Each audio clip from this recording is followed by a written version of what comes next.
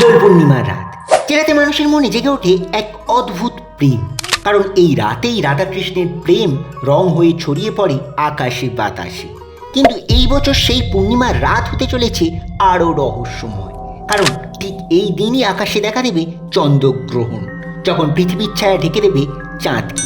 এখন প্রশ্ন হলো, দোল পূর্ণিমা কি শুধুই পুরাণ, নাকি এটি প্রকৃতি, বিজ্ঞান, স্বাস্থ্য ও সমাজ সব কিছুর এক আশ্চর্য সমন্বয়?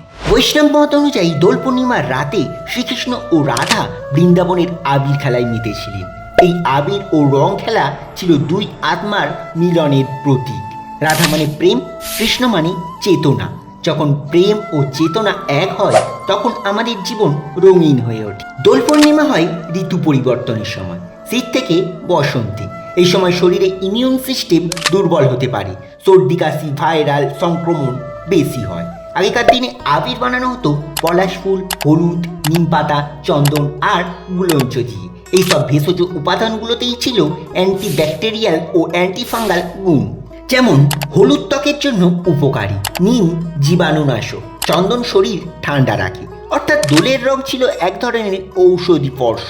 বর্তমানে অবশ্য কিছু কিছু রঙে বিভিন্ন ক্ষতিকারক কেমিক্যাল ব্যবহার করা হচ্ছে। বৈজ্ঞানিক মত অনুসারে রং মানুষের মস্তিষ্কে সরাসরিভাবে প্রভাব ফেলে। রং দেখলে ডোপামিন ও এন্ডোরফিন হরমোন নিঃসৃত হয়, যা আনন্দ ও সংযোগের অনুভূতি বাড়ায়। একসাথে রং খেলা সামাজিক বন্ধন মজবুত করে, ফলে শরীরে অক্সিটোসিন হরমোন বাড়ে, যা বিশ্বাস ও ভালোবাসার অনুভূতি সৃষ্টি করে। অর্থাৎ রঙের উৎসব সত্যিই মানুষের মধ্যে প্রেমের অনুভূতি বাড়ায়। আবার 1486 সালে এই তিথিতেই নবদ্বীপে জন্মগ্রহণ করেন শ্রী চৈতন্য মহাপ্রভু। তিনি বলেছিলেন, নাম কীর্তনই মুক্তির একমাত্র পথ, এবং তিনি প্রচার করেছিলেন মুক্তির সেই সহজ পথ, হরে কৃষ্ণ হরে কৃষ্ণ। এই মহামন্ত্র বিশ্বজুড়ে ছড়িয়ে পড়ে তাঁর হাত ধরে। তাই আজও দোল পূর্ণিমার রাতে নবদ্বীপে হাজার হাজার ভক্ত সমাবেত হন।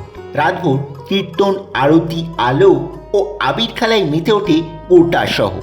গবেষণায় দেখা গেছে, একসাথে জপ বা গান করলে হৃদস্পন্দনের ছন্দ এক হয়ে যায়।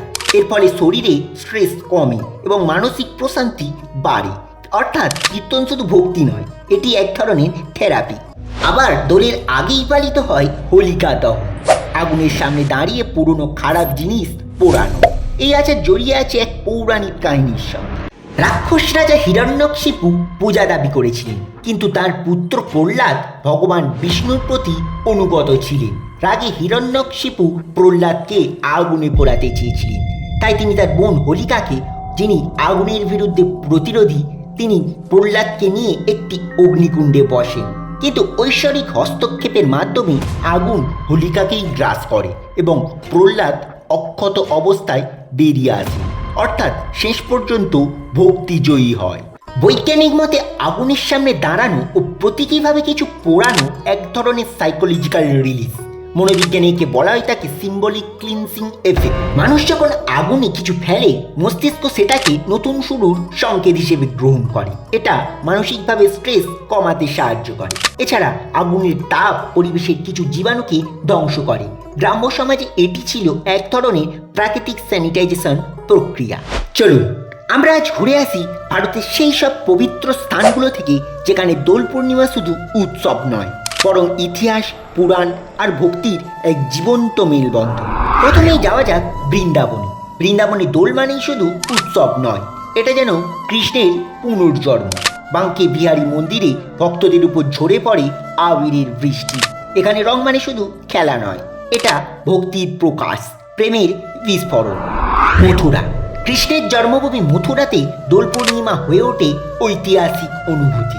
মন্দিরে মন্দিরে আবির, শঙ্খধ্বনি আর ভজনের সুরে ভরে ওঠে পরিবেশ।